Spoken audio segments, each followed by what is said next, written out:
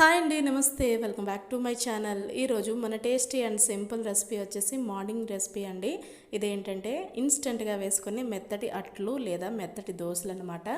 మరి ఈ రెసిపీని ఎలా రెడీ చేసుకోవాలో ఇప్పుడు మనం చూసేద్దాం. ముందుగా ఒక బౌల్లోని ఒక అరకప్పు వరకు అటుకులు వేసుకొని దీనిలో వాటర్ వేసుకుని ఈ అటుకుల్ని ఒకసారి బాగా కడగండి.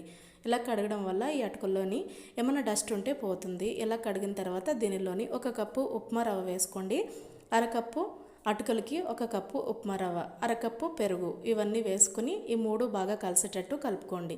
ఇలా పెరుగు వేసి కలుపుకున్న తర్వాత ఈ పెరుగు ప్లేస్లో మీరు మజ్జిగన్న తీసుకోవచ్చు. నేనైతే అరకప్పు పెరుగు వేసుకుని కనుమది వాటర్ వేసుకుంటున్నాను. ఇలా ఒక కప్పు వాటర్ వేసుకోవాలి. ఇలా వాటర్ వేసుకుని ఒకసారి బాగా కలుపుకోవాలి.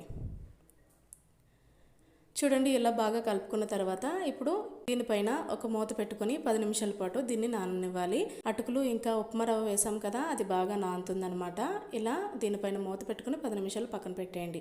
10 నిమిషాల తర్వాత చూడండి, ఇందులో ఉన్న వాటర్ని ఉప్మా రవ్వ అలాగే అటుకులు బాగా పీల్చి ఇలా చిక్కగా అయిపోయింది. ఇది ఇలా అయినా దీన్ని తీసుకుని ఈ పిండి మొత్తం ఇలా మిక్సీ జార్లో వేసేసుకొని దీనిపైన మూత పెట్టుకుని ఒక్క 2 నిమిషాల పాటు హై స్పీడ్లోని బ్లెండ్ చేసుకోవాలి.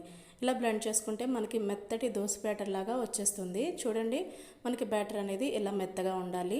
అప్పుడు దీనిలో రుచికి సరిపడగా ఉప్పును వేసుకుని, ఇది కొంచెం తిక్కుగా ఉంది కాబట్టి దీంట్లో కొంచెం వాటర్ వేసుకుని దోశ బ్యాటర్ లాగా కలుపుకోవాలి. ఇలా నీళ్ళు వేసుకుని కలుపుకున్న తర్వాత ఈ పిండి కొంచెం మనకి పొంగుతూ రావాలంటే దీనిలో ఒక స్పూన్ వంట సోడా లేదా బేకింగ్ సోడా లేదా ఈనో ఉంటుంది కదా, ఈనోని ఒక స్పూన్ వరకు వేసుకోండి. నేనైతే ఇక్కడ ఈనో వాడాను. ఈనో వేసుకున్న వెంటనే చూడండి, మనకి పిండి అనేది చాలా పులిసినట్టు అయ్యింది కదా, ఇలా అవుతుంది. పిండి చక్కగా వస్తాయండి ఈనో వేయడం వల్ల.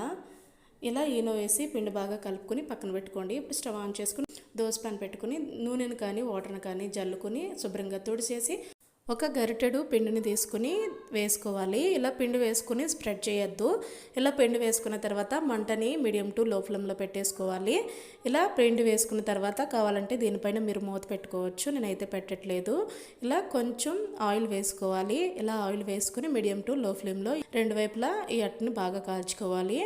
అంతేనండి. ఇలా రెడీ చేసుకుని మీకు నచ్చిన చట్నీతో వేడివేడిగా ఈ అట్లు సర్వ్ చేసుకోండి. చాలా అంటే చాలా మెత్తగా వస్తాయి. ఈ దోశ అనేది చాలా బాగుంటుంది. ఉదయం ఈజీగా అయిపోతుందండి. పిండి ఏమీ నానబెట్టలేదు అని హడావిడి పడేటప్పుడు ఇలా ఒకసారి ట్రై చేయండి. చాలా బాగా వస్తాయి ఈ అట్లు అనేవి. మీకు నచ్చిన చట్నీతో వేడివేడిగా సర్వ్ చేసుకోండి.